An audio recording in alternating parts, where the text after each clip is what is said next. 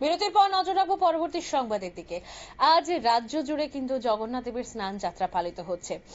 জ্যৈষ্ঠ মাসের পূর্ণিমায় শ্রী শ্রী জগন্নাথ দেবের স্নান যাত্রা বা স্নান পূর্ণিমা নামে জগতে বিখ্যাত।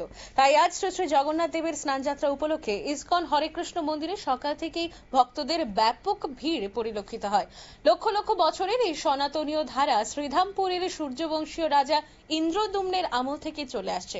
এই প্রথা অনুযায়ী ইসকন হরেকৃষ্ণ মন্দিরেও শ্রী শ্রী জগন্নাথ দেবকে আজ 108টি কলসের মাধ্যমে স্নান করানো হয়। গতকাল অর্থাৎ মঙ্গলবার সন্ধ্যায় হরেকৃষ্ণ মন্দিরের ভক্তরা কামারপুকুর পার পুকুর থেকে সম্মিলিতভাবে কীর্তনের মাধ্যমে জগন্নাথ দেবকে স্নান করানোর জন্য জল নিয়ে আসেন।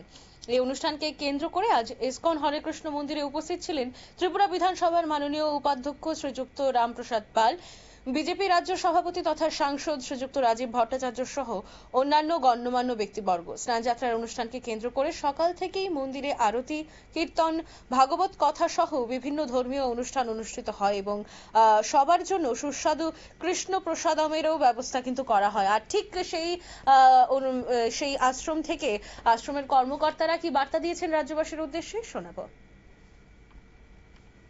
সবাইকে ইসকন হরেকৃষ্ণ মন্দিরের পক্ষ থেকে আন্তরিক শুভেচ্ছা জানানো। আজকে হচ্ছে স্নান যাত্রা, জ্যৈষ্ঠ পূর্ণিমা।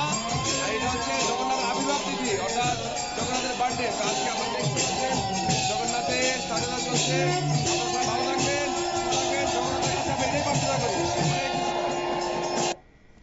আপনারা শুনলেন কর্মকর্তার বক্তব্য এবং তিনি রাজ্যবাসীর উদ্দেশ্যে কিন্তু জানিয়েছেন যে আজ থেকে ঠিক 15 দিন পর যে আমাদের রথযাত্রা শুরু হবে সেইখানে যেন সবাই উপস্থিত থাকেন এবং আজও যারা স্নান যাত্রার পরবর্তী দেখতে চান তারা কিন্তু যেতে পারেন। এবং এই স্নান যাত্রাকে কেন্দ্র করে কিন্তু রাজ্যে ভক্তদের মধ্যে কিন্তু ব্যাপক উৎসাহ উদ্দীপনার সৃষ্টি হয়েছে।